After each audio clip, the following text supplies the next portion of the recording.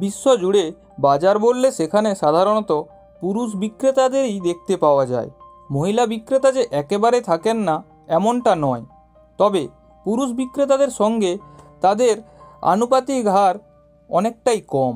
কিন্তু এই পুরুষ প্রধান বাজারে ভারতে এমন একটি বাজার রয়েছে যা কেবলমাত্র মহিলাদের দ্বারা পরিচালিত হয়। মহিলারাই সেখানে বিক্রেতা। এখানে কোনো পুরুষের সুযোগ মেলে না, এমনটাই তাদের সরকার থেকেও ফরমান জারি করেছে। কোনো পুরুষ এখানে স্টল করে বিক্রির চেষ্টা করলে তাকে পড়তে হয় কঠিন শাস্তির মুখে।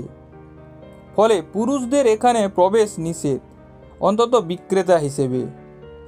বলা হয় পৃথিবীর সবচেয়ে বড় কেবলমাত্র মহিলা বাজার হচ্ছে এটি। মণিপুরের রাজধানী ইম্ফলে অবস্থিত এই বাজারটি। এই বাজারের নাম আইমা কেইথেল, স্থানীয় ভাষায় যাকে বলা হয় মেয়েদের বাজার। এই বাজারে বিক্রেতারা সকলেই মহিলা। এই বাজারে কেবলমাত্র বিবাহিত মহিলারাই বাজারে স্টল দিয়ে বিক্রি করার সুযোগ পান। অবিবাহিত মহিলারা এখানে স্টল দিয়ে বিক্রি করার সুযোগ পান না। আনাজ থেকে মাছ, মাংস, খেলনা, জামা কাপড়, বাসনপত্র, নানা ধরনের মশলা, আরও অনেক জিনিস এখানে পাওয়া যায়। পৃথিবীতে এত বড় বাজার যা মহিলারাই পরিচালিত করে তা আর কোথাও দেখতে পাওয়া যায় না।